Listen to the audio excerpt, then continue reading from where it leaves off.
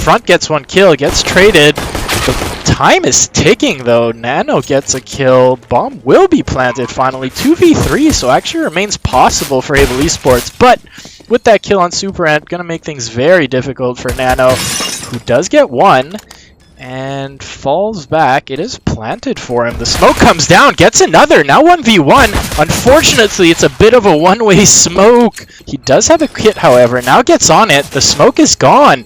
And Nano clutches this out in a 1v3 and a round that really should not have gone to Able Esports.